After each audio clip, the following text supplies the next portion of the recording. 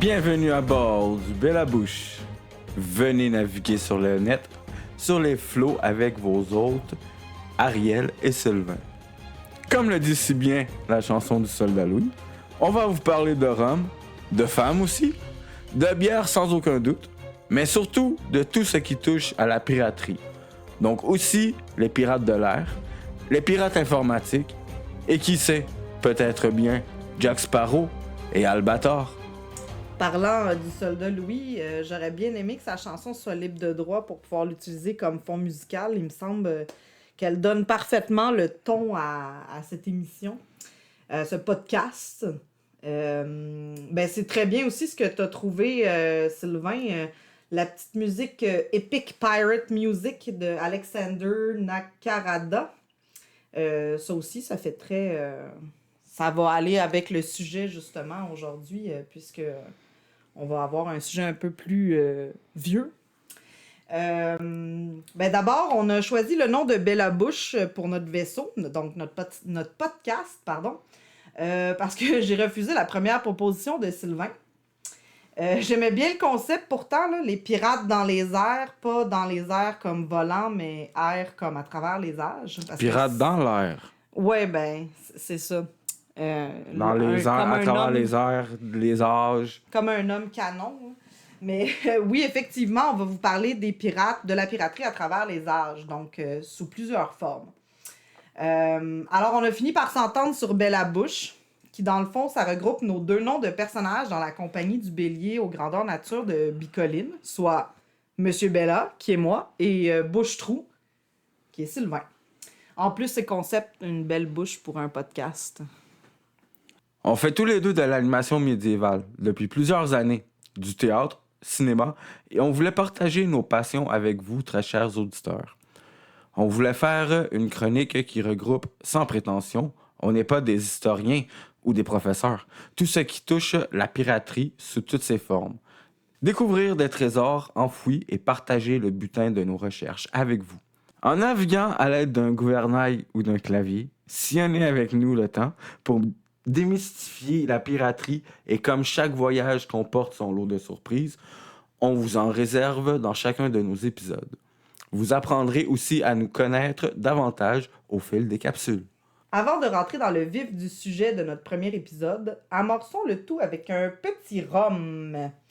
Alors, aujourd'hui, j'ai eu l'idée de faire un petit mélange qui ressemble au personnage dont on va vous parler aujourd'hui. Dont je vais vous parler aujourd'hui. Alors, d'un côté, parce que là, vous le voyez pas, mais on a un petit verre à shooter avec deux compartiments. Donc, d'un côté, j'ai mis une boisson alcoolisée à la noix de coco et au rhum, le Malibu, que vous connaissez sûrement. Et dans l'autre compartiment, j'ai versé un rhum à l'ananas, Rosemont, un produit québécois, rhum à l'ananas. C'est deux alcools qu'on connaissait déjà. Le Malibu qui est un petit peu plus doux et le rhum à l'ananas qui décape un petit peu plus. Puis là, c'est ça. On va voir qu'est-ce que ça donne les deux d'un petit coup sec comme ça. À ta santé, Bouche-Trou. Les deux mélangés ensemble. Ils vont se mélanger une fois qu'on va les prendre. Chin-chin. Japon. Ouh! Ah oui? Oh. Ça a tout à fait l'effet que j'espérais que ça aille. Parce que, un petit peu comme notre personnage aujourd'hui, il y a comme deux personnalités. Un côté sucré puis un côté fort. Ouais, genre, c'est ça. Notre personnage aujourd'hui, c'est le mini-wheat des pirates. En tout cas, pas tout à fait, mais c'était bon comme petit mélange. C'était subtil, c'était doux, puis après ça... Oh là, ça punch. Ça punch. Ouais, ça punch. Oui, ça punch. C'est ça qu'on voulait. C'est du rhum. Ça punch. Ah, les béliers, ils vont nous comprendre. Donc, on économine. On prend la houle. Ben oui. Bengueule. Ben voilà, la houle et Bengueule. Fait que, si vous nous écoutez, c'est à vous de boire. Pour les auditeurs, je vous explique un peu le principe. C'était une chaîne à boire que le groupe La Compagnie du Bélier a commencé pendant la pandémie de COVID. Puisqu'on pouvait pas se retrouver pour trinquer ensemble de façon physique, alors on le faisait par vidéo, en nommant la prochaine personne qui devait lever son verre à la santé d'un autre, etc., etc. Souvent, ça finissait par 2, 3, 4 personnes, puis ça a un petit peu dégénéré dans plein d'autres choses, là, d'autres défis, de la nourriture, en tout cas. Donc là... On était un peu excessif, là, mais je vous confirme qu'il y a eu de nombreux dérapages. On va essayer de garder ça un peu plus... T'es-tu en train de nous dire que t'es en train d'essayer d'emmener ça sur notre page Facebook, puis que le monde se necnomine à travers... C'est une affaire du Bélier. À travers le... Ok. C'est une affaire on garde ça au Bélier, ok. C'est ça. Ben, on lève notre verre à la santé de notre podcast, dans le fond, que le bel à bouche perdure longtemps. Fait que je croyais aujourd'hui commencer avec un petit sujet tranquille pour pas effrayer personne dès le lancement de notre podcast, mais comme finalement notre chanceux du jour, c'est Edward Lowe. Un monsieur plutôt cruel, même selon les standards des pirates. C'est quand même pas peu dire. Et tu viens de dire que tu vas commencer doucement. Oui, ben je pensais qu'on allait commencer doucement pour notre premier sujet. Mais voilà. Alors, avant de me lancer dans le récit de son histoire à lui, je voulais commencer par un petit peu de vocabulaire. Parce que, bon, nous, on est versés dans les termes de pirates. Ah, il nous faut un lexique, c'est pas tout le monde. Pas nécessairement tout le monde. Fait que d'abord, le mot pirate. Il semblerait que les premiers à utiliser ce mot-là soient les Grecs. Ils l'écrivaient, là, probablement que je le prononce vraiment pas bien, là, Pératès. Donc, P-E-I-R-A-T-E, accent circonflexe, S. Il l'utilisait pour désigner toute personne qui en détroussait d'autres sur la mer. C'est concept. Donc, ce terme désignait les pirates qui sévissaient à leur époque. Les Assyriens, les Grecs, qui peuplaient les territoires de l'Irak et la Syrie qu'on connaît actuellement, ils ripostaient donc contre les pirates dans des galères assyriennes. Puis vous allez pouvoir voir une représentation de ce navire-là sur la page Facebook, si ça vous intéresse.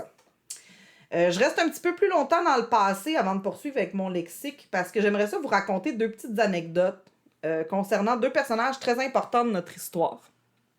OK. Puis je vous raconte ça parce que je trouve que c'est de ton avec notre personnage. Ben, je dis personnage, là, mais c'est une personne qui a vraiment existé. Là. Mais c'est tout un personnage. Comme diraient les Français, là, c'est un fameux loustique. C'est vraiment, oui, il est quelque chose. J'ai hâte de voir ça. En fait, tu vas l'entendre plus que tu vas le voir. Ben, je vais le voir à travers les images que je vais me faire dans ma tête. Oui. Un peu comme vous, les auditeurs, vu que vous êtes par audio. Effectivement. Donc, la première personne importante que j'ai la petite anecdote, c'est Jules César. Hein, Jules César, on l'a... Aussi loin que ça? Oui. Ben oui. Il n'y a pas rapport avec notre... Il n'y a pas tout à fait rapport avec notre Edward du récit, mais vous allez comprendre au fil de l'histoire. Jules César, donc en 75 avant Jésus-Christ, il semblerait que le jeune Jules il a été capturé par des pirates alors qu'il faisait un voyage d'études vers Rhodes. Il a demeuré prisonnier 6 semaines sur une petite île grecque en attendant que la rançon pour sa libération soit payée. Puis plus tard, il s'est vengé en capturant et en crucifiant tous ses agresseurs. Ça, c'est ma première petite anecdote. T'sais, à cette époque-là, il n'était pas encore le grand impérateur qu'on connaît dans nos livres d'histoire. Là, il n'était pas encore impérateur, puis déjà... Oui, c'est ça. Okay. Il y avait de la suite dans les idées, tu sais. Mais il y avait... On voit là que déjà, il y avait comme un... On voit qu'il y a un début de double personnalité, dans le sens qu'il n'y a pas un trouble mental. Il n'y a pas de trouble mental proprement dit, mais... autant nous, dans nos livres d'histoire, on le voit comme on le voit pas comme le méchant de l'histoire. C'est pas le vilain de l'histoire. Là. Il a fait des grandes conquêtes. Donc, il apparaît pas comme un vilain méchant pas fin. T'sais. Et pourtant, il fait des choses comme ça.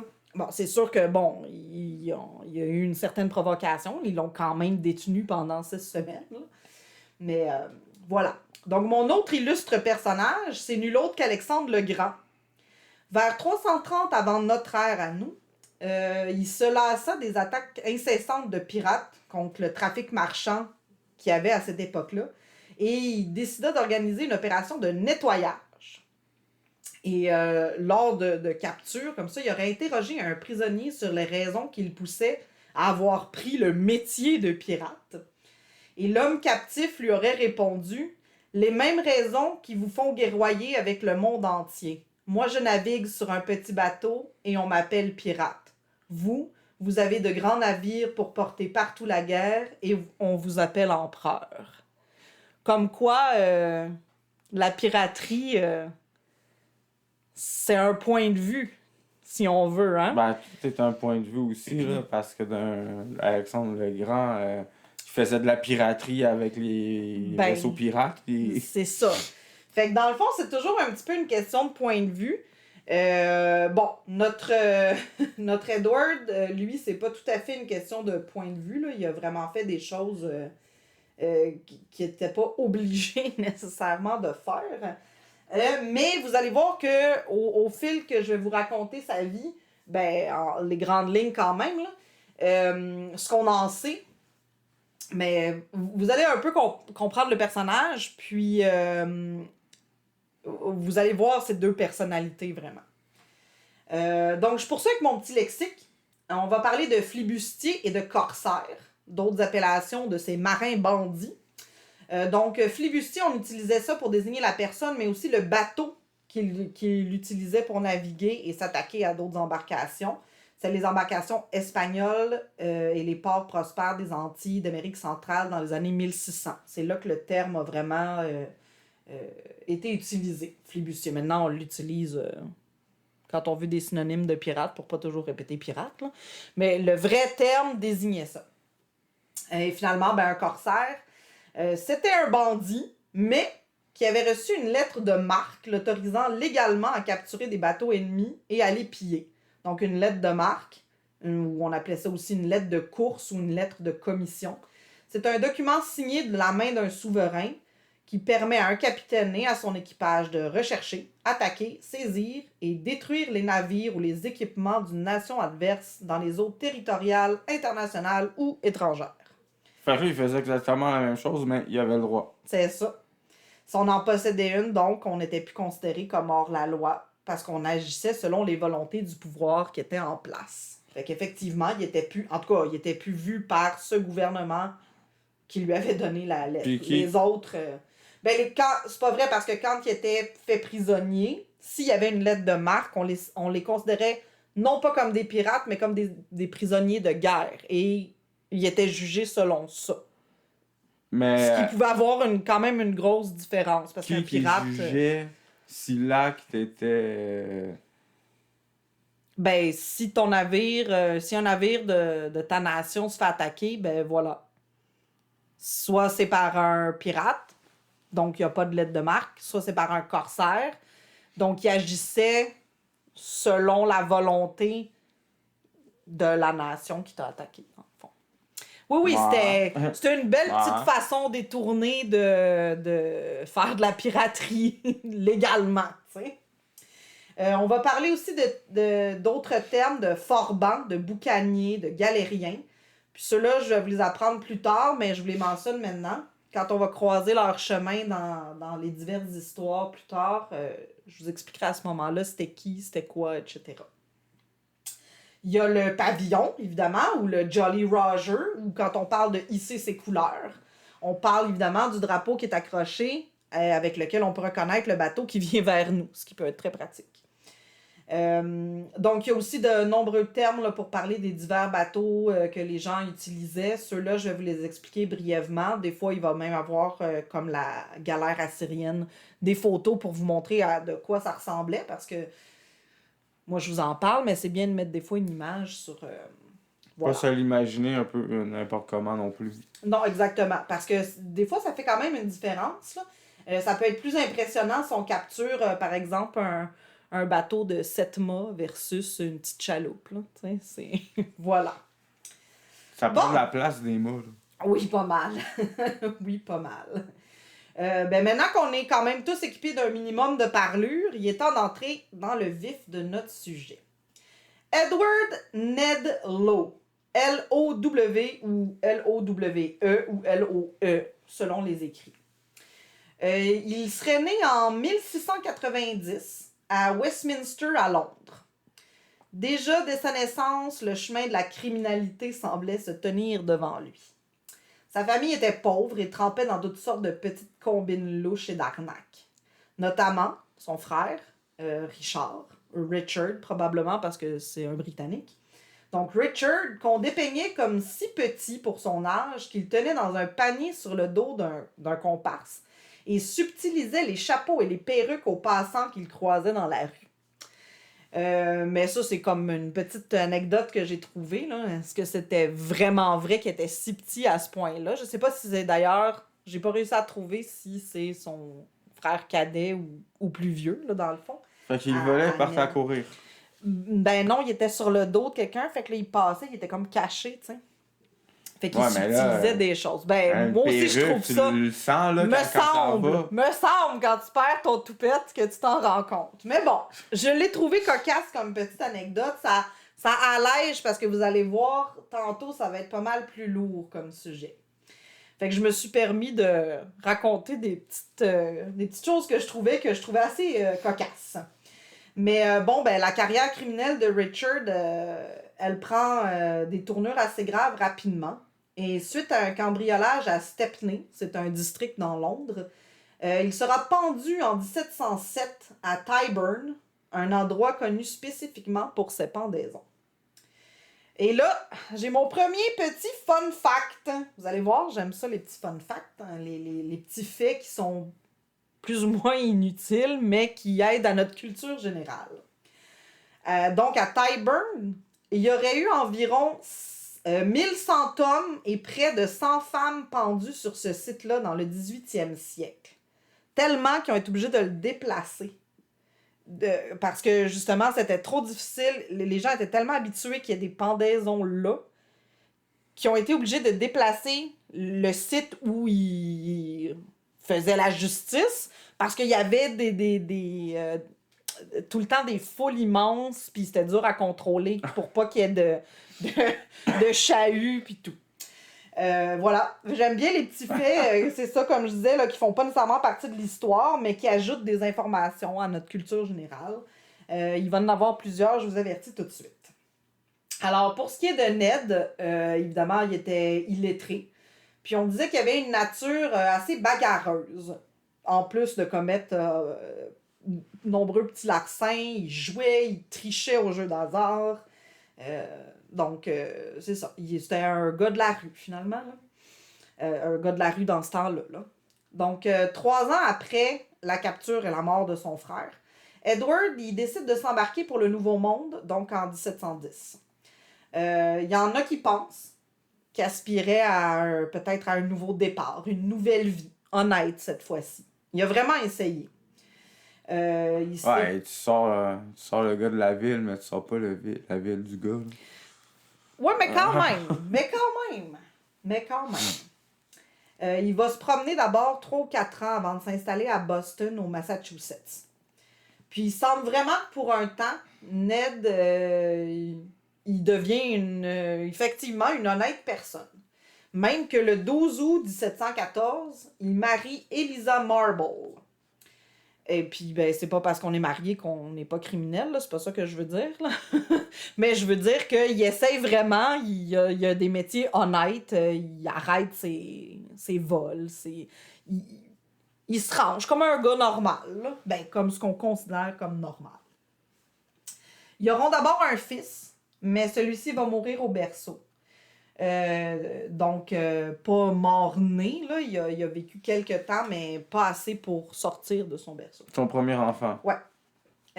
Et ça a été comme la première chose, ben pas que je veux pas dire que son enfant était une chose, mais le premier événement qui je pense, va le faire basculer dans sa nature profonde. Et pendant l'hiver 1719, il y aura ensuite une fille qui, elle, va survivre, Élisabeth. Par exemple, si sa fille survit, elle, sa femme, elle va mourir en couche. Et là, je pense que ça l'a comme... Ça l'a poussé Ned dans une direction. Seul avec la petite. Exactement. Et j'ai bien essayé de trouver ce qui est advenu de cette Élisabeth. Si elle est restée avec de la famille, si elle a été placée dans un orphelinat ou quelque chose. J'ai pas pu rien trouver. C'est sûr Aucune trace de la petite. Ben, pas dans les archives qui étaient à ma portée à moi. Peut-être que d'autres personnes pourront... Pas trouver juste où ce qu'il l'aurait laissé. Même pas plus. Même pas parce que... On sait pas s'il l'a abandonné, s'il est juste parti. Il l'abandonne, oui, dans le sens que probablement qu'il l'a pas laissé abandonner chez eux, là, parce qu'il l'aimait. Mais il va partir. Et ben, je pense que tout ça, le fait de perdre sa femme, son fils qu'il avait perdu avant, je crois que c'est à ce moment-là, quand sa femme est morte, là, qu'il y a quelque chose en dedans de lui qui s'est brisé. T'sais, ça s'ajoutait déjà à la tristesse qu'il y avait parce qu'il était vraiment, vraiment, et ça, même plus tard dans l'histoire, des gens vont le rapporter, là, que ça lui arrivait de pleurer sur son enfant qui était mort, t'sais. Que ça l'avait vraiment affecté. Puis c'était drôle de le voir comme ça. Vous allez comprendre pourquoi plus tard. Donc, moi, je pense que c'est vraiment là, cette perte-là, la perte de l'amour de sa vie qui a libéré le monstre qui sommeillait en lui. Parce que nombreux pirates peuvent prétendre au titre du plus cruel, mais cet honneur, cet honneur, si on peut dire, là, se partage entre deux hommes, donc le pirate anglais Edward Lowe et le flibustier français Francis Lolonais, dont on va parler une autre fois. Parce que là, c'est pas son histoire. Du coup, il était-tu contre? Il était rival? C'était une bataille entre ces deux-là? Okay. Non, pas du tout. C'est juste que dans chaque histoire, il y a tout le temps son bon rival. Je pensais que... Ben non. Mais dans ce cas-ci, c'est... Les noms qui... Même Barbe Noire fait pas partie des plus cruels, t'imagines-tu, avec la réputation qu'il a, là. Mais non, vraiment les plus sadiques, là, ce seraient ces deux-là, puis on n'est comme pas capable de les départager, là, tellement les deux sont... C'est ça. Bon, ben... sont quelque chose. Quand l'autre épisode va sortir, faisons le débat à savoir... C'est ça, on fera un sondage. Qui trouvez-vous le plus méchant? Mais bon, pour le moment, on va se contenter de ce qu'a fait Edward Lowe. Donc, malgré la réputation de maniaque et de sadique qu'on lui attribuait, même ses propres membres d'équipage le pensaient et le disaient, on lui connaissait aussi une autre personnalité, ce qui revient à ce que je disais tantôt, donc plus clémente et emplie de compassion. Effectivement, j'ai trouvé plusieurs sources, vraiment plusieurs, là, qui racontent que Ned, lors de capture de navires, forçait pas les hommes mariés à devenir membres de son équipage, alors que les autres, oui, là, définitivement. Et il les forçait, là. C'était pas de tu veux ou tu veux pas. Mais les hommes mariés, ils étaient cléments avec eux. Ils se montraient même compréhensifs et généreux envers eux, comme si justement le mari en dedans de lui ressortait, là. Fait que les autres, c'était les hommes mariés et les enfants d'abord. Genre. Okay. Mais les femmes aussi. Parce qu'il laissait toujours les femmes retourner au port saines et sauves. Après, sans rien. Il restait plus grand monde. Sans rien. Là. Il leur faisait jamais rien. Il permettait pas qu'on leur fasse rien. Fait qu'il y avait comme un certain honneur, là, tu sais. Puis comme je disais tantôt, il y en a justement, il y a certains là, qui racontent au fil là, que justement, il pleurait. Ça lui arrivait souvent de pleurer la perte de son fils. Puis qui en parlait avec nostalgie et tendresse dans la voix. Fait que c'est ça, c'est un peu à l'image de nos roms tantôt, un côté doux, puis un autre un peu plus fort, réunis toutes dans la même bouteille. Là, c'est le trémolo que ça laisse dans la gorge. Oui, c'est ça. Exact. Mais, quand même, il y a de la volonté, notre Ned. Ils sont pas tout de suite dans la piraterie. Comme j'ai dit, il laisse sa fille.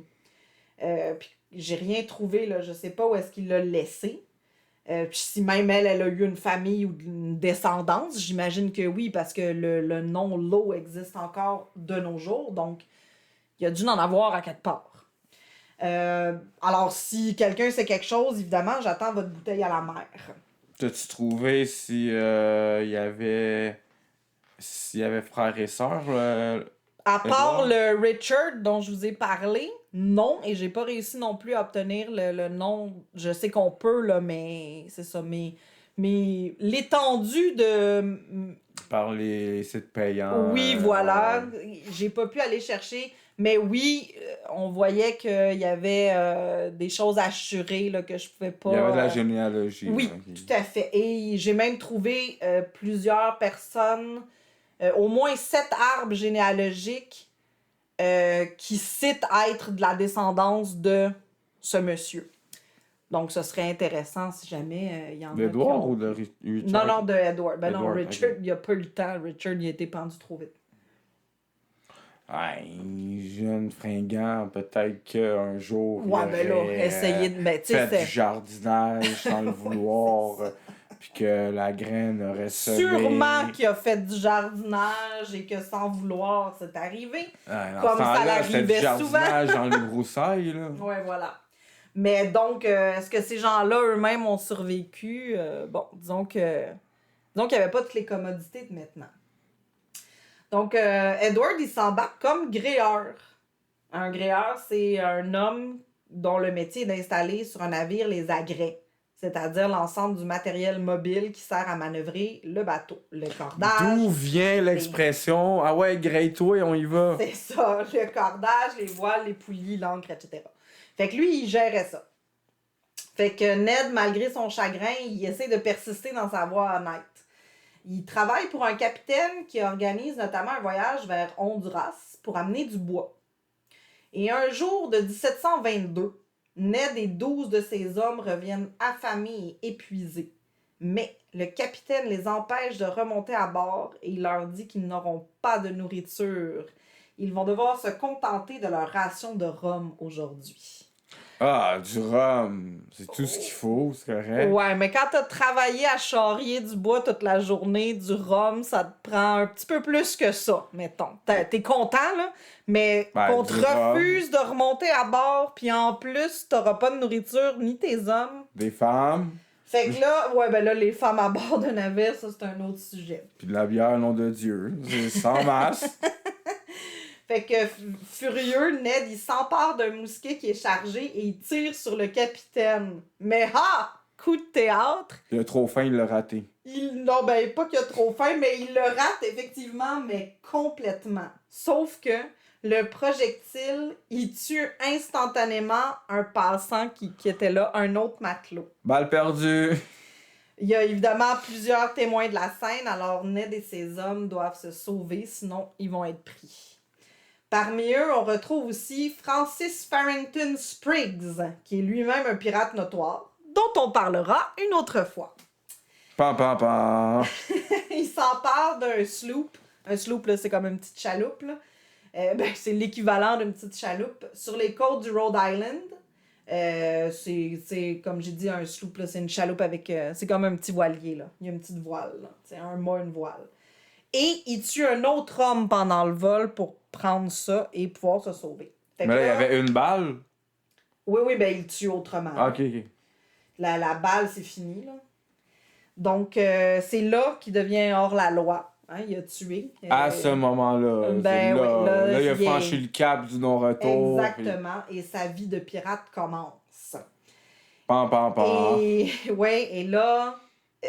là, il y a des fils qui ont dû se toucher quelque part parce qu'ils décident que le monde entier va payer pour sa mauvaise fortune. Il terrorise d'abord les embarcations marchandes sur la route maritime entre Boston et New York. Ensuite, il va poursuivre sa route dans les eaux des îles Caïmans, puis il devient même le lieutenant d'un pirate qui est déjà bien connu, George Laughter, le capitaine du Happy Delivery, que le Happy Delivery qui sera détruit apparemment par des Indiens pour être ensuite remplacé par le Ranger. Je vais vous parler très brièvement de Laughter, si ça se prononce comme ça, Lowther, Parce qu'on va découvrir son histoire en profondeur dans une autre capsule. Ça en fait déjà beaucoup de pirates à... qu'on va parler une bonne autre liste fois. de Bon, on les fera d'épisodes. probablement pas dans l'ordre. On va y aller peut-être autrement. Mais l'équipage de l'auteur prenait constamment de l'ampleur. Les hommes voulaient se joindre à lui. Puis c'est à cette époque-là que Ned, il va développer vraiment son goût pour la torture. Là, je vous avertis, à partir de maintenant, la suite contient certaines descriptions qui pourraient être troublantes pour certains auditeurs, notamment vos jeunes, s'ils écoutent. Alors, vous êtes prévenus. Il n'y en aura pas non plus 40 000, mais je préfère avertir le public. Soit bouchez-vous les oreilles, soit avancez jusque... Ouais, ben c'est parce qu'il va en avoir un peu partout. On peut avertir, ou c'est pas conseillé à écouter avec les enfants. Point. Mais je vais essayer de m'en tenir quand même à un descriptif relativement restreint, là. Juste pour vous montrer un peu de quel genre il était. Donc, Ned, il va même enseigner à Spriggs sa torture préférée. C'est une technique de sévice visant à attacher les mains d'un homme avec des cordes entre les doigts. On allume ensuite les cordes et celles-ci brûlent lentement les doigts des infortunés jusqu'aux os, jusqu'à temps que ça arrive à l'os, bien noirci et tout. C'est charmant, hein? Poulet frit Kentucky peut se rhabiller avec ça. Ouais, non, là, c'est plus poulet frit, c'est poulet carbonisé. Puis évidemment, ben, l'homme est attaché, peut pas rien faire à part regarder ses mains qui deviennent des cendres. En tout cas, ça, c'est sa préférée. Donc, revenons-en à George Lauter. Je disais que son succès était bien grandissant. Et donc, le 28 mai 1722, il décide de donner à l'eau sa dernière prise, le Rebecca, et afin qu'il devienne son propre capitaine avec 44 hommes. Donc, les deux pirates vont se séparer amicalement. J'ai trouvé quelques sources qui citent qu'apparemment, même s'ils restaient en bons termes, les pratiques de plus en plus sadiques de Ned dérangeaient, puis que c'est ça aussi qui aurait contribué à leur séparation. T'sais, même si les deux restaient comme en bons termes, il y avait comme un malaise. Puis je pense que George il a décidé... Il restait en bon terme juste pour l'apparence. Ben non, parce qu'ils vont se recroiser. Ah, ok. Mais en tout cas, ça va être bref encore, mais c'est ça. Ils vont se recroiser puis ils vont faire quelque chose ensemble plus tard. Donc en juin 1722, Ned attaque 13 bateaux pêcheurs de la Nouvelle-Angleterre. Je dis attaque, mais en fait, il a tout simplement hissé son drapeau. Son drapeau, c'est un pavillon noir portant l'image d'un squelette d'homme rouge. Encore une fois, vous allez pouvoir voir de quoi ça a l'air sur notre page Facebook. Et en disant que toute personne qui résisterait ne recevrait aucune clémence. Tous capitulèrent, sans exception. Il n'y en a pas un qui a levé le petit doigt. Ouais, tu vois ça arriver, là, tu veux pas rien Mais il était oser même contre, pas là. encore... il était au début, là. Il commençait, là. Il avait même pas encore toute sa réputation, là. Alors, il a volé tous les navires, puis il les a tous coulés, sauf un, le plus gros, une goélette de 80 tonnes qu'il va renommer The Fancy. Il va abandonner le Rebecca à ce moment-là. Une goélette, c'est un voilier qui est équipé de 2 à 7 mâts. C'est comme le minimum 2 puis 7. Une goélette, c'est ça. Donc, suite à ça, le Boston Newsletter, qui est un journal, publie le 9 juillet 1722 une liste des captifs faits par l'eau des 13 bateaux qui a coulé. Et parmi eux, il y a un pêcheur nommé Philip Ashton qui va réussir à échapper à son sort en mai 1723. Donc, il est resté presque un an avec eux. Il va relater alors son expérience auprès de l'eau et ça a été comptabilisé. Là. Il y a des traces de ça. Et il va raconter tous les sévices dont il a été victime ou témoin. Il va toujours refuser de signer les articles de l'eau, donc le code de conduite de l'eau, et donc de devenir l'un des membres pirates de son équipage. Donc, C'était pas encore un full patch. Non. Philippe Ashton, il a toujours refusé. Et ben ça lui a valu que le quartier maître de l'eau, John Russell, à l'époque, donc sous les ordres évidemment de Ned, l'a battu, l'a fouetté, l'a enchaîné, et ça, c'était fait aussi à plusieurs autres, et même des membres qui eux, avaient dit oui, tu sais, des membres à part entière. Là. Fait que même l'équipage de l'eau subissait, tu sais, il suivait, mais il subissait des choses comme ça. Il a aussi, évidemment, été régulièrement menacé de mort. Faut motiver ses troupes, là. Ouais, ben, il y a de la motivation puis de la motivation, là, mais c'est ça. Le même journal a aussi publié, justement, le code de conduite de l'eau. Les 8 premiers articles sont identiques à ceux de George Lauter, qui a été rapporté par Charles Johnson, un capitaine qui écrivait des chansons et des récits de pirates autour de 1736. Ce qui est quand même assez logique, en fait, parce que Ned a été le lieutenant, il a été sous la tutelle de George, il a comme appris les bases de la piraterie avec George, tu sais. Fait que là, maintenant, Bouche-Trou, peux-tu me partir un petit décompte, s'il te plaît? Parce que je vais vous les résumer. Oui. Numéro 1. Le capitaine aura 2 parts complètes du butin, le quartier maître une part et demie, le docteur, l'officier de pont, le canonnier, le maître d'équipage, une part et un quart.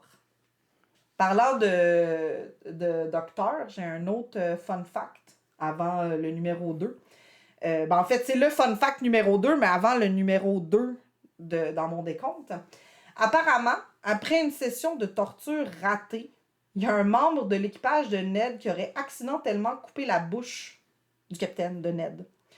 La chirurgie aurait été bâclée, puis ça l'aurait laissé balafré. J'ose même pas imaginer ce qui est arrivé à ces deux-là. Tu sais, au chirurgien qui a botché la chirurgie, puis l'autre qui a causé la blessure, tu sais. En tout cas, on poursuit avec notre petit décompte. Numéro 2. Celui trouvé coupable d'user d'une arme non permise contre un autre, parce qu'apparemment, il y en avait peut-être des permises, peu importe ses raisons, souffrira d'une punition décidée par le capitaine et la majorité de la compagnie. Donc, c'était quand même démocratique. Ouais, bon. À un certain point. À un certain point. Numéro 3. Celui trouvé coupable de lâcheté au temps des engagements souffrira d'une punition décidée par le capitaine et la majorité de la compagnie. Mais encore là, la majorité va pencher du côté du capitaine. Ouais, parce que je pense qu'il voulait pas subir le même Parce qu'après ça, sinon, il y avait un autre procès. Ouais, ben, c'était pas vraiment des procès, c'était un peu... L'idée, c'était un peu que si tout le monde est d'accord, mais fâchez pas le capitaine. Ça ressemblait plus à ça, d'après moi. Et donc... Votez pour moi, ou vous auriez pas de ration. Numéro 4. Si de l'or, joyaux, argent, etc., totalisant une pièce de 8 est trouvé à bord des navires pris, donc capturés, et que celui qui l'a trouvé ne le donne pas au quartier-maître dans les 24 heures suivantes, le coupable souffrira d'une punition décidée par le capitaine et la majorité de la compagnie. Numéro 5. Celui trouvé coupable de jouer ou voler un autre pour la valeur de, encore une fois, d'une pièce de 8. Puis là, j'ai pas trouvé l'équivalence en français, donc c'est un Royal of Plate. Souffrira une punition décidée par le capitaine et la majorité de la compagnie. Numéro 6. Celui qui aura la mauvaise fortune de perdre un membre durant les temps d'engagement recevra la somme de 600 pièces de 8 et pourra demeurer à bord aussi longtemps qu'il le désire. Donc, il est le bienvenu, mais il n'est pas obligé. Parce que, tu sais, déjà, il a perdu quelque chose. C'est plate. Ça, dans le fond, c'est... faut que tu aies eu un accident de travail, puis c'est ta CSST. Genre. OK. C'est à peu près ça. OK. Numéro 7. Alors là, je vais vous le dire parce que c'est vraiment une expression, puis j'ai dû la rechercher parce que si tu fais juste Google Translate, ça donne pas... Ça ne translate pas. Non, vraiment pas du tout. Ça fait aucun sens. Alors, en anglais, on dit « good quarters to be given when craved ». Si je le traduirais mot pour mot, ce serait des bons quartiers seront données quand on en a vraiment envie. Mais ça n'a pas pantoute rapport. Mais celle-là, en plus, je la trouve assez hypocrite venant de la part de Ned, parce que l'expression signifie d'obtenir la clémence lorsqu'on supplie pour sa vie. Et c'était pas du tout dans ses habitudes. C'est ça. Fait que je le trouve un peu hypocrite de l'avoir adopté. Numéro 8. Celui qui voit une prise le premier, donc un bateau à aborder, recevra le meilleur pistolet ou arme pour l'abordage. Fait que dans le fond, tout l'équipage était sûr d'être à l'affût Ah oui. pour avoir la meilleure arme. C'est ça. OK. Et là, les deux autres, ils ont été rajoutés. Les deux dernières ont été rajoutées. Ils font pas partie du code de George Laughter. Ils ont été Celle-là, rajoutés c'est par... Ned, Ok. probablement. Donc, Numéro 9. celui trouvé coupable d'ivresse dans les temps d'engagement souffrira une punition décidée par le capitaine, la majorité de la compagnie. Fait que là, t'avais plus le droit de boire. Pas pendant les temps d'engagement. Il y a trop de choses à faire sur un bateau, tu peux pas être ivre. Fait que c'est pas vrai ce qu'on voit dans les films, que les pirates sont toujours sous sur le bateau. C'est... Ben avant Ils ça, étaient oui. sous quand ils débarquaient. Une fois qu'ils débarquaient, qu'ils avaient leur permission, là, tu vas faire tout ce que tu voulais. Ils se rattrapaient pour tout le temps qu'ils n'avaient pas pu le faire. C'est pour ça que ça dégénérait tout le temps. Mais sur le bateau même, là, même Ouais, ben- souvent, le capitaine ne buvait même pas. Ouais, mais là, la loi est arrivée après. Fait que c'est peut-être parce que justement, le monde était sous sur le bateau Peut-être. que... Peut-être. Non, mais peut-être que lui, il tolérait pas pantoute parce que c'est ça. Je sais pas. Peut-être qu'il aimait pas ça, les alcooliques. Je sais pas. Il y a bien des choses qu'il aimait pas, Ned. Numéro 10. Et finalement, le 10. On ne joue pas avec les gâchettes de pistolet dans la soute. Là, si on rajouté cette loi-là, là, il doit y avoir eu des trous dans la coque. Ça se pourrait. Ou peut-être des accidents. Puis là, il a décidé que... Ça passe à travers le pont, pogne le pied de celui qui est en train de laver le pont. Ouais. Peut-être. Mais j'ai pas d'informations sur pourquoi il les aurait rajoutés. On est anglais ici, on joue pas à roulette russe. C'est ça. Donc, après ce petit code de conduite, je serais prête pour une petite pause avant de poursuivre mon récit. Ben pour la pause, je nous ai versé un petit rosé. Un petit vin que Bella m'a fait découvrir il y a un petit moment. C'est le... Moi, je l'appelle le Mateux, Mathéus. mais ça a l'air que ça s'appelle le Mateus. C'est un petit vin rosé du Portugal. Il est 11% d'alcool. Il se présente dans une petite bouteille en forme de flasque, un peu comme les Schmitz. Mathéus, c'est un vin rosé. Il est apprécié dans le monde entier depuis des générations. Frais, légèrement effervescent et très polyvalent. Il affiche une robe saumon pâle et révèle des arômes et saveurs légèrement levurées, de fleurs et de groseilles rouges. Il est un peu sec et légèrement mousseux. S'ils disent qu'il est pétillant, je trouve pas trop qu'il est pétillant, mais ça a l'air qu'il le serait. Il culmine là, sur une finale tendre et savoureuse. Donc, il passe très bien avec des petits hors-d'œuvre. J'ai l'air de faire mon connaisseur comme ça, mais j'ai lu sa fiche sur le site. Donc, mais je vous le conseille, il est très bon. Donc, le Mateus. Un petit vin du Portugal. Portugal, oui, en fait, ça va justement avec la suite de mon histoire. Quel beau hasard, comme ça. Puis c'est vraiment un hasard. Le reste de l'histoire se passe au Portugal? Ben, il y a une partie que oui, et là, c'est cette partie. Bon. Bien, reprenons. C'est pas une belle partie, par exemple. Comme je vous ai dit, là, je réitère mon petit avertissement de... Il y aura plusieurs petites parties. Je vais garder ça quand même court, là, mais... On va pour mettre dire pourquoi, quand même, ça a été... qui est comme voté le pirate le plus cruel, tu sais. On va mettre le trigger warning avant de Oui, commencer. c'est ça. Ben voilà, j'en mets un là. on revient à notre maraud du moment, Edward Ned Lowe, qui est nouvellement capitaine pirate. Donc, sa tactique favorite pour approcher les navires sans éveiller les soupçons, ça consistait à afficher de fausses couleurs plutôt que son pavillon pirate. Fait que c'est un caméléon, il changeait de couleur. Ouais, ben il se la jouait un peu tricheur, là, comme dans sa jeunesse, là, qui trichait tout le temps. Il a comme pris...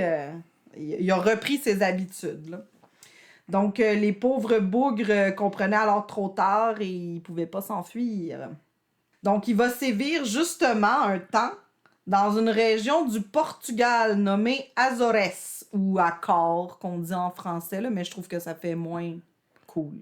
Donc, justement, le Rose Pink devient alors son navire principal et il va confier de Fancy au jeune Charles Harris, qui a été, je crois qu'il était pêcheur, en tout cas, ça a été un de ses captifs qui, lui, est devenu... Il a accepté de devenir pirate sous ses ordres. Mais ça a été un captif à un moment donné d'un autre bateau. Donc, ils vont aussi faire la capture d'un navire anglais avec à son bord 2 Portugais. Et là, warning, les récits, ils disent pas pourquoi il a décidé ça comme ça, là. Mais, puis pourquoi ces 2-là en particulier, ces 2 Portugais-là en particulier. Mais... Lowe va ordonner à son équipage de les hisser sur la vergue. Donc, c'est la vergue, là, c'est une petite voile qui va aider. C'est haut, donc déjà, mais c'est avec le mât. Puis, donc, il va les hisser là. Il va les faire hisser là. Puis, de là, il va les laisser tomber sur le pont. Puis, ben, comme ça les tue pas immédiatement, Lowe va réitérer son ordre plusieurs fois jusqu'à ce que la mort les délivre finalement. Fait que chute à répétition jusqu'à ce qu'il meure. C'est ça. C'est comme un supplice de la planche, mais pas dans l'eau. Ouais, mais la planche fait un peu plus mal, là. Puis, tu sais, il y a comme pas de raison, ils se sont pas rebellés, ils l'ont pas insulté. Ils l'ont pas volé, ils ont pas essayé de se sauver. Il a juste fait ça comme ça. Fait qu'après ça, Ned, il va se déplacer dans les eaux des Caraïbes. Et là, c'est là qu'il va décider de procéder au carénage de son navire. Donc, nettoyer le navire de tout ce qui s'accroche là, sur la coque, les mollusques, etc., qui finissent, les algues, qui finissent par s'accrocher. À un moment donné, il faut le nettoyer. Mais il est peu expérimenté en la matière, puis comme il peut pas rejoindre un port pour pouvoir le faire, parce que d'habitude, on rejoint un port, puis on le fait là à sec. Là, vu que c'est des hors-la-loi, ils sont comme obligés de le faire dans des eaux peu profondes, mais qui sont quand même profondes, parce que sinon le navire resterait pris. Pas cacahuète dans le fond. Ben, il y en a même, il y a certains... Comme j'ai dit, ils étaient peu expérimentés, mais il y a certains capitaines que ce qu'ils font, c'est justement, ils font aller le navire jusqu'à des petites îles éphémères. Tu sais, des îles qu'à un moment donné, à un certain temps... À marée haute, ils sont plus là. Exactement. Ouais. Fait que comme ça, ils peuvent justement nettoyer le navire plus efficacement, sans risque, dans le fond, ben, avec moins de risques. Puis, ben, ça repart après. Mais lui, il sait pas trop ce qu'il fait. Fait que... mais il faut bien qu'il le fasse parce qu'à un moment donné, sinon ça va devenir problématique. Ça pourrait couler le bateau. Il va finir échoué. Fait que ce qui arrive, c'est qu'il va ordonner à trop d'hommes de sortir du même bord pour travailler sur le navire. Fait que le navire va pencher. Puis les hublots sont restés ouverts.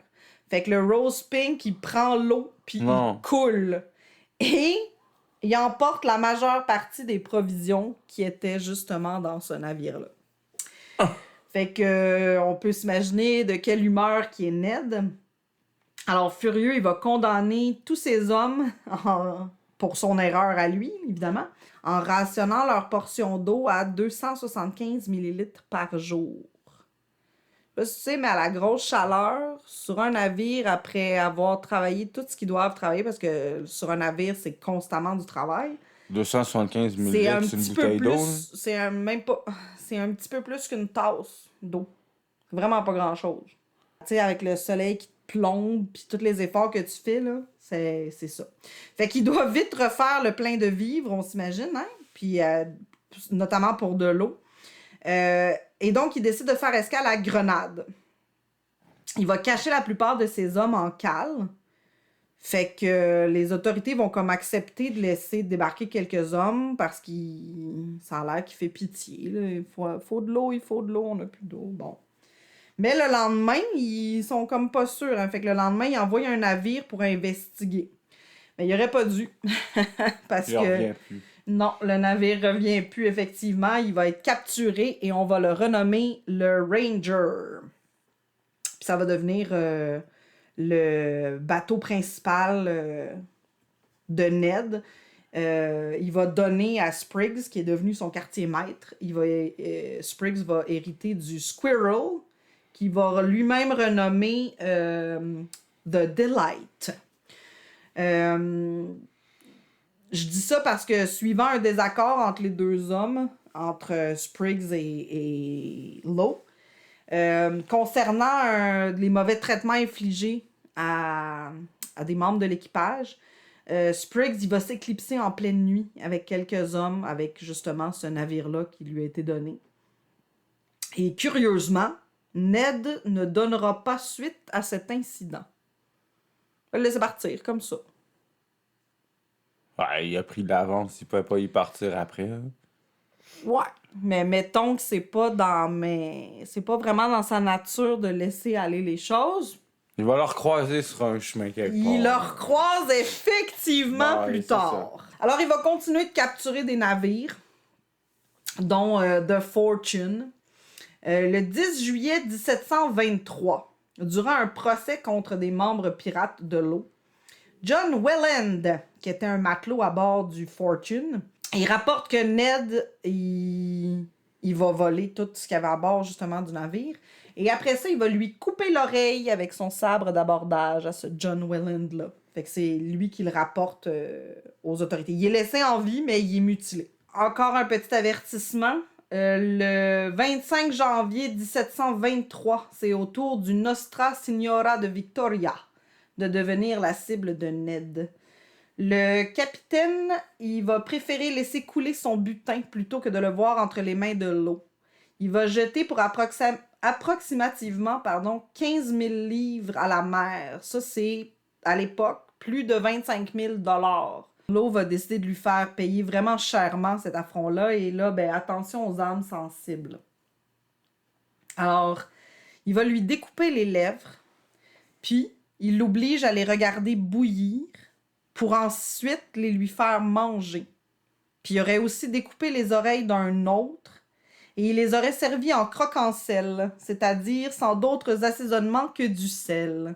Tu sais, les légumes frais, c'est délicieux de cette façon-là, mais je sais pas trop pour les oreilles. Avec du sel, c'est tant bon. Mais regarde les oreilles de Chris, c'est avec du sel. Ouais, non, mais là, c'est pas tout à fait pareil. Alors, suite à ce repas improvisé, Ned exécute tout le reste de l'équipage sans exception. Et là, ses propres hommes vont le décrire comme un maniaque et une brute. Mais ça a l'air que il y a comme pas encore personne qui ose dire de quoi vraiment dans sa face. T'sais. Je les comprends. J'ai le montant 25 000 en 1723. En 2023, ça vaudrait 1,8 million. Quelque chose. 1,8. Dans le fond, c'est 1 819 589. Et 29 sous. Qui a pitché par-dessus bord. Pour pas que l'eau, il l'aille. Tu sais, il s'est dit, tant qu'à mourir, au moins l'autre sera pas riche. On l'a dit là, dans notre intro, là, qu'on recherche des trésors. Où est-ce qu'il a pitché ça? C'est quelque part. Où est-ce qu'il y a... Quelque part. Yeah, les auditeurs, on part tout... ouais, c'est ça. On se fait un GoFundMe, on va chercher... Ouais, je pense que notre argent va flamber plus vite qu'on va trouver quelque chose. Parce que depuis le temps, il y en a sûrement d'autres qui ont essayé. On rapporte aussi qu'il aurait brûlé un cuisinier très gras pour cette seule raison. Et je cite, « Ben, ça doit bien griller. » Ben oui. Il a le sens de l'humour, ce Ned. Le gras est un bon combustible. Ah oui, définitivement, ça brûle mais bien. tu sais, là à tester ça parce que le gars, il est bien grassouillet, c'est quand même quelque chose. T'sais. Non, mais pour citer un que j'admire, le gras, c'est la vie. Ouais, carrément. Ouais, là, tu m'as fait peur, un que t'admires, parce que... On s'entend que j'ai pas vraiment de sympathie pour l'eau, malgré tout le temps que j'ai recherché sur sa vie. Mais je peux comprendre, là. C'est un homme qui vient pas d'un milieu facile, ça l'excuse pas, mais je veux dire, il a vécu des tragédies dans sa vie, puis je pense que c'est vraiment ça qui a fait que ça l'a brisé, t'sais. Ça l'a déclenché quelque chose sûrement en dedans de lui. Fait que la tête de l'eau va être mise à prix. Et apparemment, ça va être une des plus grosses mises à prix, mais j'ai pas trouvé de montant exact. Si quelqu'un, encore une fois, a un montant à donner. T'as-tu trouvé un à peu près? Non, même pas. Okay. Mais ils disent que c'est une des plus grosses qui a existé.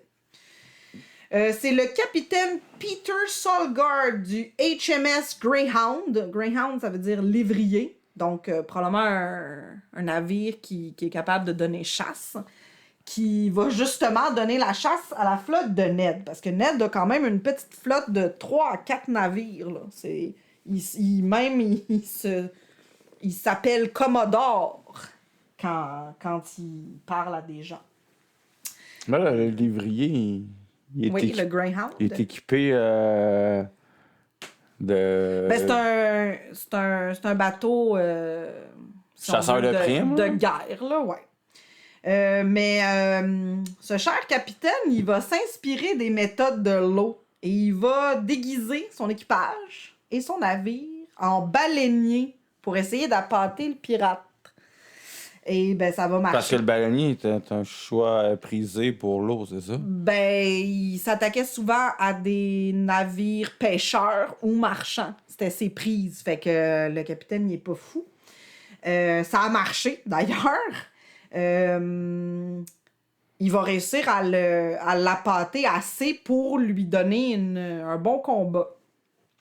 Mais Ned va réussir à se sauver. Par exemple, il va devoir abandonner derrière Charles Harris. Ok, fait que l'autre, il a donné de la misère. Il s'est poussé, puis... Ouais, il a été obligé de se sauver. Il a vraiment été obligé de se sauver la queue entre les jambes, là. Et Charles Harris, lui et d'autres, dans le fond, vont être jugés et pendus suite à ça, là. Fait qu'ils ont quand même réussi à capturer une partie de l'équipage de l'eau. T'sais. Mais les 4 navires de l'eau, ils 3 à 4, il n'y en avait pas tout le temps. Mais ils se promenaient tout le temps ensemble. Oui, c'était pas c'est ça. Ils étaient toutes une gang. C'était une flotte. C'était une petite flotte, oui, c'était une petite flotte. C'était pas un petit navire tout seul. Là. C'était pas un à telle place, un à telle place, un à telle place. Non, il était toujours tout le monde ensemble. Donc, peu de temps après, Ned, il va faire la capture d'un vrai baleinier cette fois-ci, puis il est comme encore frustré de sa rencontre avec le Greyhound et de la perte de Harris. Il va torturer le capitaine, puis il le tue, et il envoie le reste de l'équipage sans provision à la dérive pour subir une mort lente. Fait qu'il va comme couper les cordages. Ça, c'était dans ses habitudes. Ok, du gros navire, c'est pas juste sur la petite chaloupe, là. Ah ouais, c'est la petite chaloupe. Okay. Oui, c'est ça, il va les envoyer parce qu'évidemment, il y avait plus de monde que c'est quand même un baleinier. Là. Mais il les condamne là, vraiment à une mort lente. Là. C'est pas... Tu sais, on est loin des côtes. Ouais, en pleine mer. Ils n'ont pas de chance. En plus, pas de provision. Ils n'ont pas de chance de se rendre nulle part. Beau temps, c'est terrible sur la mer. Il faisait ça au début, souvent, ou il faisait ça quand il y avait justement des femmes à bord. Il coupait les cordages, mais il faisait ça proche d'un... Fait que le bateau allait dériver avec le courant, puis il allait les rapporter là. Fait qu'il allait être correct, tu sais. Il y avait peu de chances qu'ils se rendent pas, parce que c'était quand même relativement proche. Mais là, pas là. C'est vraiment... c'est ça. Il les condamne, comme ça. Il est fâché. Il va faire beaucoup d'autres victimes sur les côtes d'Amérique du Nord. Puis il va devenir tellement sauvage et cruel qu'à un moment donné, son propre équipage va défier ses ordres. puis ils vont refuser carrément de torturer des pauvres pêcheurs parce qu'ils ont vraiment rien fait. T'sais, c'est juste des pêcheurs. C'est pas des... ils sont pas là pour lui donner de la misère. C'est Ned qui les attaque, là, on s'entend. Puis là, son équipage en a comme un peu... ils se peuvent plus. Mutinerie! Pas encore!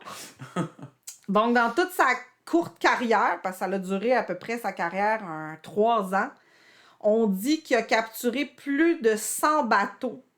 Puis la plupart, il les a brûlés. Il a brûlé les navires. Il a torturé, tué, décapité la majorité des hommes à leur bord. Une fois, il y aurait Sauf même... les mariés. Ouais, et lui, là, il se montrait clément vers eux. Mais là, vers la fin, là, où on est, là, je suis plus sûre qu'il le faisait, mais en tout cas, au début, il le faisait. Marié, pas marié, rendu là, son... Ouais, dès qu'il croisait des Anglais, là, c'était les Castillans aussi, parce que ça lui rappelait les... Oui, c'est ça, ça lui rappelait... Attends, quand il était honnête. Il était lui-même anglais, fait qu'il était... Ouais, mais c'est ça, il en voulait au monde entier pour sa mauvaise fortune. C'est ça, comme j'ai dit, il y a quelque chose qui a brisé en dedans de lui à un moment donné. Une fois, il aurait même tué 53 Espagnols. C'est juste comme ça. 53 trouvés sur un navire espagnol. Ouais, c'est une gang de monde, là, ça, là. Ça en fait des morts, là. Donc, après son épisode avec le Greyhound, Ned, il décide de retourner vers le sud. Et c'est là qu'il va faire sa toute dernière capture qui est reconnue, donc qu'on attribue à lui. Le Merry Christmas! C'est un navire marchand français qui va transformer en véritable machine de guerre avec 34 pistolets. Il va l'armer, là, tous les bords, tous les côtés. Il va ensuite rejoindre George Laughter, brièvement, et ensemble, ils vont récupérer le Delight, qui est toujours sous le commandement de Spriggs. Vous vous rappelez ce petit Spriggs qui s'était sauvé pendant la nuit, là? Ah, il l'a retrouvé. Il le retrouve. À ce moment-là. Mais il lui fait rien. Il reprend juste le navire. Ils se regroupent juste tout ensemble.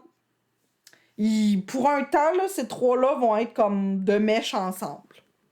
Parce qu'il faut pas oublier que George, là, il avait perdu une bonne partie de sa flotte là, qui a été capturée. Puis il a perdu Charles Harris. Combien de navires, là? Je sais pas exactement parce qu'ils sont comme chacun de leur bord quand même. Ben c'est ça. Mais ils font comme un trio là, de... Ils sont ensemble. Brièvement pour faire quelques coups ensemble. Mais de plus en plus cruel, surtout, comme j'ai dit, envers les victimes anglaises, Ned va se faire à nouveau abandonner par les 2 autres capitaines.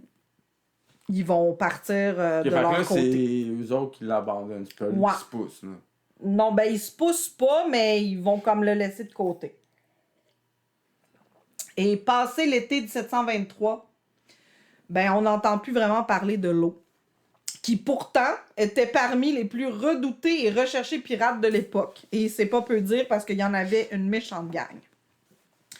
Il y a de nombreuses spéculations quant à la fin de Ned, puis je vais vous laisser choisir celle qui vous plaît le plus. Je vais commencer par la version la plus fantastique, qui dit que son navire, le Merry Christmas, qui aurait été trop lourdement armé, il aurait coulé suite à une tempête particulièrement violente, puis que la mer l'aurait englouti. Il y aurait ça encore à oublier de fermer ses hublots durant la tempête? Peut-être! Il y en a une autre, qui, celle-là, j'ai trouvé qu'elle était appuyée par les dires d'un matelot qui se trouvait à bord, un certain Jonathan Barlow, qui parlerait d'une mutinerie. Lui, il confirme, à un moment donné, il a comme été interrogé, puis lui, il confirme qu'il y aurait vraiment eu une mutinerie. Je l'ai dit, mutinerie! Que l'eau aurait été abandonnée sur une île, puis qu'il aurait élu que Shipton, un gars, il aurait élu Shipton comme capitaine du Merry Christmas. Et par un heureux hasard, un bateau serait passé comme vraiment, un navire français, serait passé vraiment peu de temps à côté de cette île-là et qui aurait secouru l'eau de son pauvre sort. Mais ils vont le reconnaître, puis ils vont le remettre aux autorités, qui vont le juger et le pendre en 1724 en Martinique. Mais j'ai pas trouvé aucun document légaux qui confirme ça. Fait qu'on a un témoignage d'un bar, mais rien d'autre de légal, parce que quand il y avait des pendaisons, c'était répertorié, il y avait des registres, mais il y a rien qui confirme que l'eau aurait été pendue. Mais pourtant, ça fait partie d'une des hypothèses. Il a été pendu sur un autre nom? Non, on l'aurait pas pendu sous un autre nom. Il y en a une autre encore. Mais là, est-ce qu'il a été abandonné sur l'île avec une seule balle? Non, rien. Il l'aurait laissé okay. Avec rien pantoute. Je pensais que c'était un dans des codes des pirates, c'est que tu te laisses abandonner avec une seule balle. On verra ça dans une autre capsule, les codes de pirates puis les choses comme ça. Ben là, on vient d'en énumérer 10 plus tôt dans l'épisode. Là. Ouais, celle de l'eau. Mais ça, c'est son code de conduite à bord du bateau. C'est pas son code de conduite envers le monde. Ah ouais, là, c'est laissé sur une île, fait que c'est à l'extérieur du bateau. Okay. C'est autre chose. Donc, il y aurait une autre qui stipule que l'eau se serait retirée au Brésil pour y terminer ses jours. Puis c'est d'ailleurs cette version-là que retient le National Maritime Museum à Londres. L'image que j'ai choisie justement pour l'épisode, c'est une gravure qui provient de ce musée-là, qui a été faite par Jane Nichols et James Bazire. J'imagine que ça se prononce comme ça. Il y a certains... j'ai juste le mot en anglais, sightings. On l'aurait vu. Il y a des gens qui rapportent l'avoir vu. C'est pas des oui-dire parce que là, c'est voir, là, mais c'est le même principe. Donc, on aurait vu Ned en 1726 et il aurait été tué et pourchassé par les indigènes de Miskito. C'est comme ça qu'il aurait fini. C'est quoi, c'est les indigènes qui rapportent ça? Non, c'est quelqu'un d'autre qui aurait réussi à se sauver. Et finalement, en 1739, on aurait vu le célèbre Ned fuir Portobello lors de la guerre entre les empires britanniques et espagnols, qu'on a appelé The War of Jenkins' Ear. Ça, vous irez vérifier c'est quoi, non? Les indigènes, c'était-tu des Espagnols? Non, pas du tout des indigènes, là, comme... Ouais, ben, OK, fait il a été vu... En 1726, poursuivi ailleurs. Par des indigènes... Et après ça, plus tard, il a été vu poursuivi par mais les Espagnols. Il aurait été tué par les indigènes, mais quelqu'un rapporte qu'ils l'ont vu à Portobello, qui fuyait. Mais bon, comme j'ai dit, vous choisirez celle qui vous convient le mieux. Moi, personnellement, je pense qu'il s'est fait oublier au Brésil quelque part ou même plus loin. Ben, je pense parce qu'on n'a pas retrouvé de tombe, il n'est pas non plus retourné voir sa fille jamais ou whatever, fait que mystère. Je vais terminer mon portrait d'Edward Ned Lowe avec 3 petites informations en rapport avec lui. Ned utilisait un autre pavillon que le Jolly Noir avec un squelette rouge, là, qui est son pavillon de pirate. Quand il voulait avertir ses seconds dans les autres navires de sa petite flotte de venir le rencontrer sur le bateau-mère, il hissait un drapeau de soie verte avec la figure jaune d'un trompettiste. Un trompettiste? Je sais pas pourquoi. Mais j'ai trouvé ça très drôle. Je call réunion générale. Venez me rejoindre. Oui. Mais pourquoi de la soie verte avec un trompettiste jaune, je n'en sais rien. Ben, du jaune sur du vert, ça ressort. Ça ressort facilement. Ouais, probablement puis, que justement, ça se voit bien de loin. Sur un fond bleu, que j'imagine le ciel. Et l'eau. Sur un. L'eau, pas Ned, mais non, l'eau. Mais même l'eau en haute mer apparaît pas nécessairement bleu pâle, bleu foncé. Non, oui. Mais quand même, le vert. Moi, jaune, je suis allée pêcher avec ma famille au Nouveau-Brunswick là, plusieurs fois, puis quand tu vois juste du bleu puis du bleu. Mais c'est pas le même bleu, c'est ça. C'est un bleu plus foncé que le ciel qui est un bleu pâle. C'est ça. Oui, mais c'est vraiment. Mais du vert et du jaune, ça sortirait, effectivement. Fait que j'imagine, mais tu sais, il aurait pu mettre n'importe quoi, trompettiste. Ouais, même s'il garde un drapeau noir comme l'autre, mais qu'il fait juste changer le symbole, Ça va être, Ouais, c'est dur à voir un symbole. C'est quoi qui ont Ouais, il y toutes des avait- lunettes? Il y avait ses particularités. Tu sais.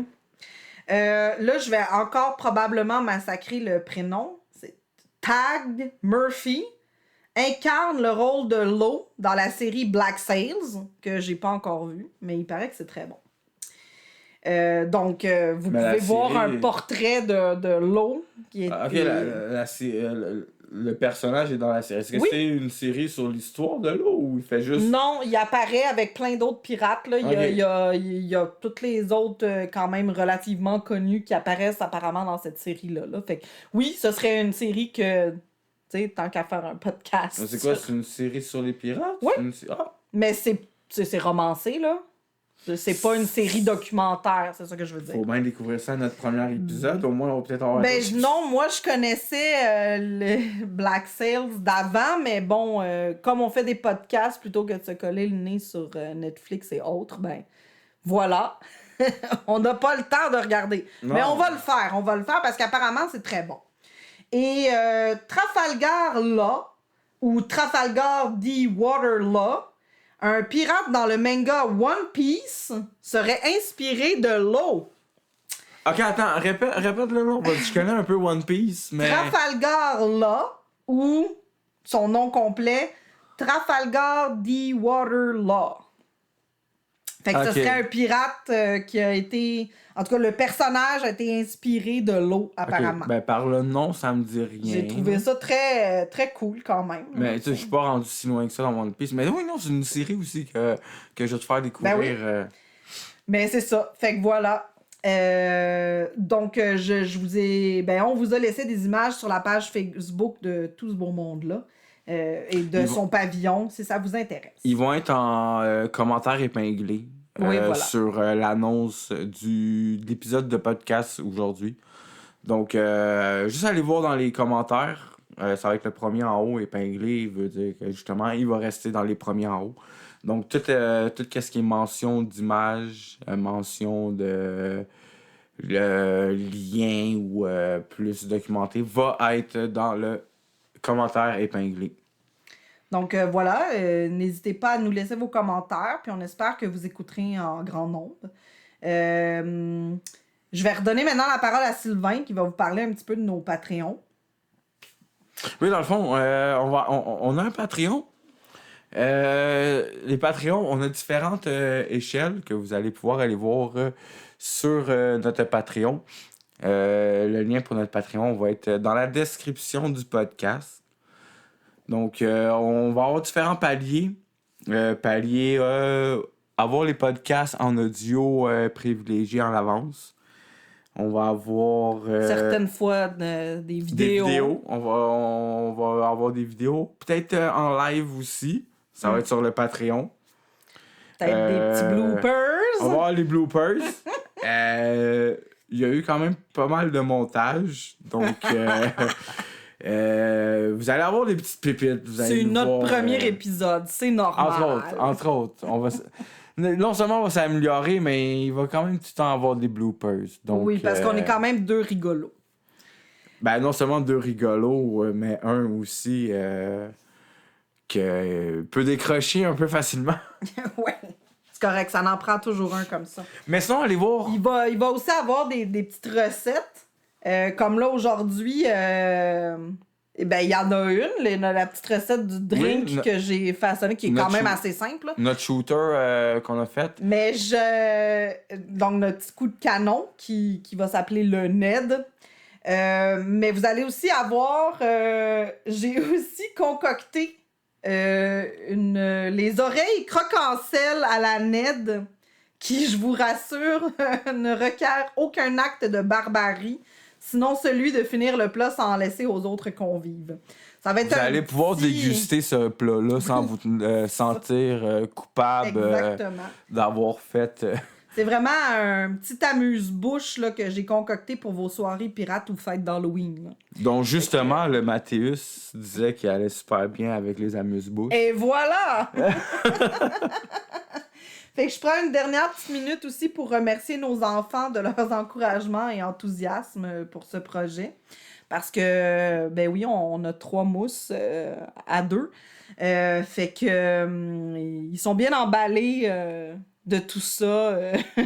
Ils aiment bien les pirates. Il y en a qui étaient peut-être même plus emballés que nous autres de Ah ouais, on va faire ça, Oui, ça. c'est ça, exactement.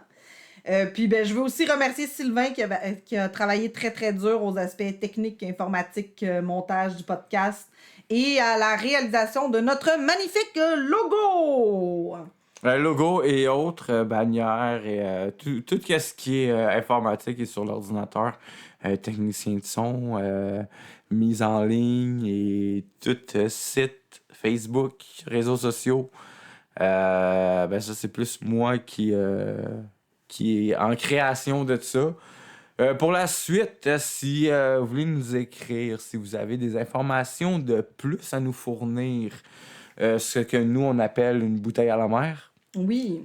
Donc, Comme si vous savez qu'est-ce qui est devenu la fille de l'eau, Elisabeth, si elle a eu une descendance. Mais moi, si on connaît le montant de la mise à prix sur la tête de l'eau. Mais en parlant de la fille, tu sais, on l'a perdu de vue, il s'est calmé. Il a peut-être été rechercher sa fille, et maintenant... Peut-être, c'est peut-être pour ça qu'il s'est fait oublier, mais en même temps, une fois que t'as dépassé... Moi, je pense qu'une fois que t'as dépassé une certaine limite, là, tu sais, les atrocités qu'il a faites, là, je suis désolée, mais tu dors pas le soir, là, quand t'as fait des choses comme ça, là. Ça trotte dans ta tête, là. Quand tu prends plaisir à faire cuire un cuisinier bien gras parce que ça grille bien, je m'excuse, là, mais il t'en manque 3-4 cases dans la tête. Là. Non, tu sais, c'est pas pour donner le mérite. Mais je juge pas, là. Regarde Pablo Escobar, il dormait bien quand même le soir, là. Ben, ça, c'est ce qu'il dit, c'est ce que le monde, ils disent, mais on n'était pas dans sa tête. On peut pas vraiment savoir. Moi, je pense que Edward Lowe, là, il a juste vraiment manqué beaucoup de câlins dans sa jeunesse. Il aurait tourné autrement. Ils sont tous à peu près comme ça. Ben, je sais pas, on verra les autres. Si t'es capable, au travers de nos épisodes, de me démontrer qu'il y en a un qui a mal tourné, malgré qu'il a reçu tout plein de câlins... Les pirates, ça se fait pas des câlins. Ben, c'est cela. Sauf la compagnie du bélier. Mais on n'est pas des pirates, on est des honnêtes marchands. Peut-être de mon bord, parce que là, on va...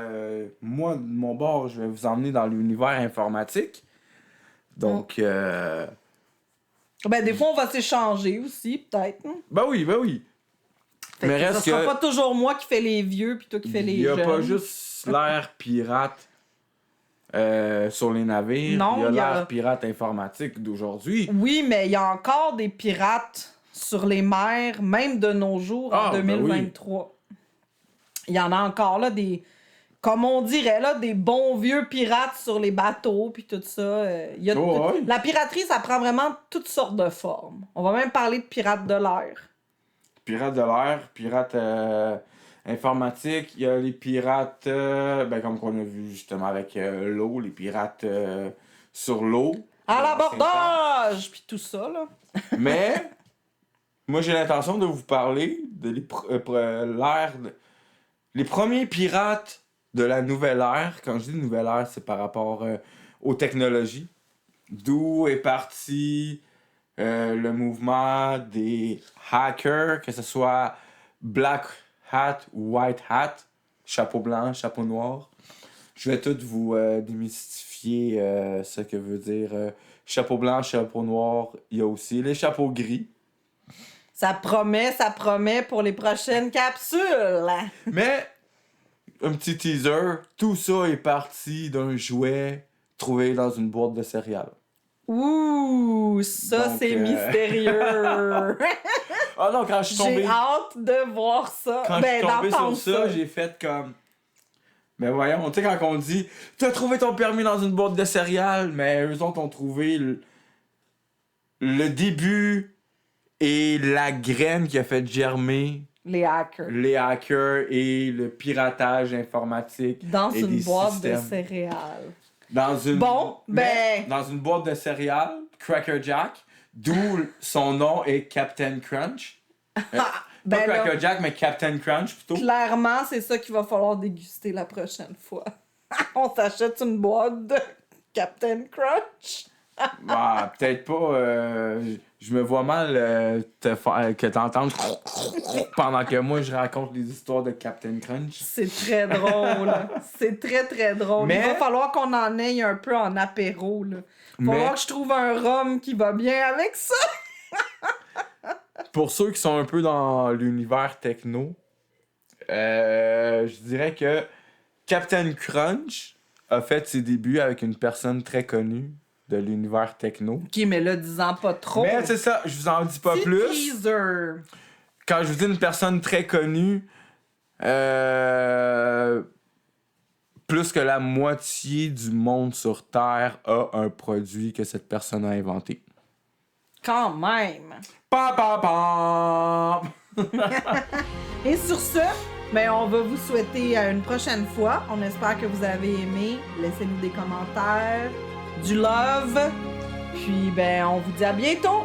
Laissez-nous les étoiles sur les plateformes de podcast, que ce soit Apple, Spotify, Google, où ce que vous écoutez votre podcast. Et tous nos réseaux sociaux vont être dans la description de l'épisode. Et sur ce, bonne navigation. Faites attention au iceberg. On se voit sur d'autres rivages. Bye bye!